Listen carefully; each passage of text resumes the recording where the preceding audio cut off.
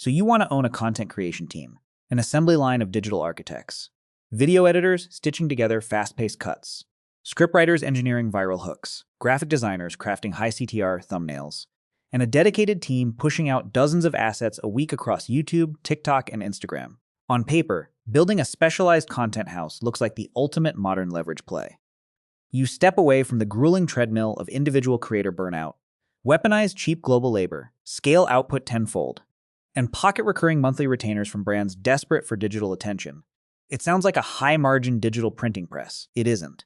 Because beneath the sleek aesthetics of your shared Notion workspace lies a brutal operational trap. You are arbitraging high-friction human creativity in a market where platform algorithms shift overnight. Client churn is catastrophic. And the moment a talented editor or writer masters their craft, they realize they don't need you to make money. Welcome to the economics of owning a content creation team. The entry point for this business sits cleanly across 3 financial tiers. At the bottom sits the solopreneur agency level, a $2,000 to $10,000 upfront outlay. This gets you a remote setup utilizing offshore freelancers from developing economies.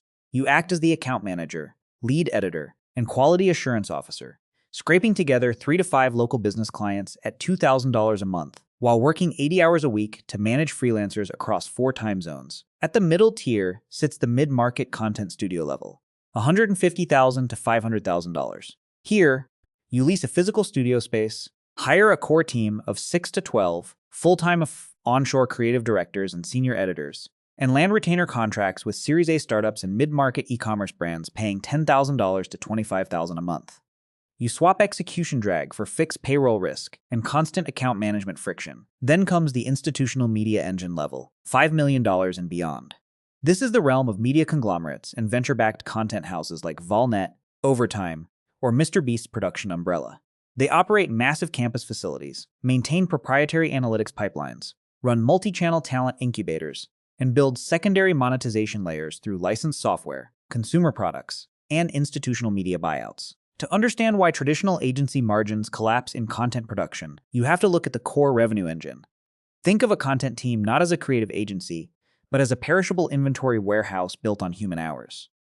In standard software as a service, your cost to deliver a product to 1,000 extra users is virtually zero. In content creation, your revenue is strictly gated by a metric known as capacity efficiency ratio, the number of billable production units a creative can output before quality degrades and client churn triggers.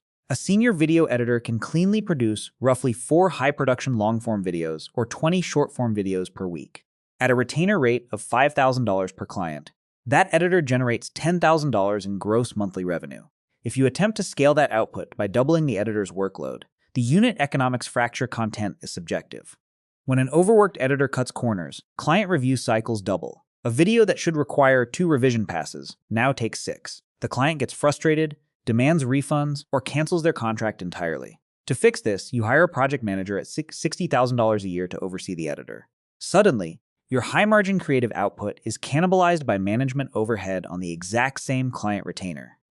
This constant tension between quality and operational drag dictates the physical and structural layout of the business. Walk into a scaled media studio and look past the RGB lighting, high-end cameras, and acoustic foam panels.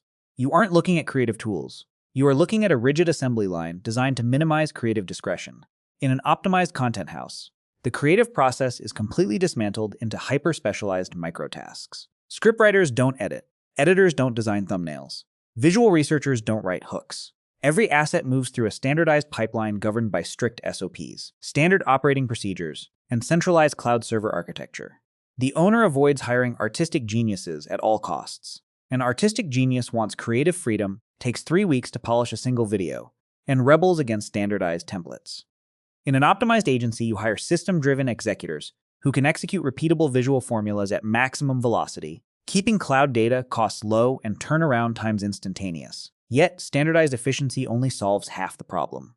Underneath the monthly retainer balance sheet sits a fatal structural flaw: talent disintermediation and platform risk. A traditional real estate owner keeps their land when a property manager leaves. A content team owner loses their core asset the moment a star creator or lead editor walks out the door. In creative industries, clients don't bond with your corporate entity. They bond with the voice, the visual style, and the specific human editor cutting their footage. If your lead editor builds a personal rapport with a $15,000 a month client, the incentive structure breaks down. The editor realizes they are earning $4, zeros in a month while the agency pockets the $11,000 spread. They poach the client, launch their own boutique agency, and leave you holding empty desk space and software subscriptions. Consider the collapse of Defy Media. Once a massive digital media conglomerate controlling channels like Smosh and Clever TV, the company raised tens of millions of dollars to build an unstoppable YouTube production house. But as management piled on administrative overhead, mismanaged creator revenue share agreements, and failed to adapt to shifting platform algorithm monetization rules, the underlying cash flow shattered under the weight of its corporate debt, forcing the company into sudden liquidation and leaving dozens of creators unpaid. Or look at the collapse of the popular YouTube production engine, Our Rich Journey. After rapidly expanding their internal production team to churn out financial education videos and course materials, the founders found themselves overwhelmed by escalating payroll, high staff turnover, and declining organic reach as algorithm preferences pivoted from long-form financial breakdowns to short-form entertainment. The business model collapsed under its own overhead, forcing them to dismantle the team, lay off staff, and return to a lean, founder-led setup. At the end of the day, the financial equation of owning a content creation team collapses into one clean formula. Net operating profit equals contract maintenance fee multiplied by monthly fee, minus total expenses, creative salaries plus administrative expenses, plus software data infrastructure expenses, plus customer churn expenses. When executed cleanly with strict SOPs, offshore labor arbitrage, and high retainer enterprise clients, a content agency can yield decent 20% to 30% net profit margins. Media moguls build lasting fortunes not by selling video editing hours, but by using the content team as a zero-cost customer acquisition engine to launch proprietary physical products, SaaS tools, or owned media brands. Because in the game of modern media, you don't build long-term wealth by being the agency that cuts the video. You build wealth by owning the brand that owns the audience.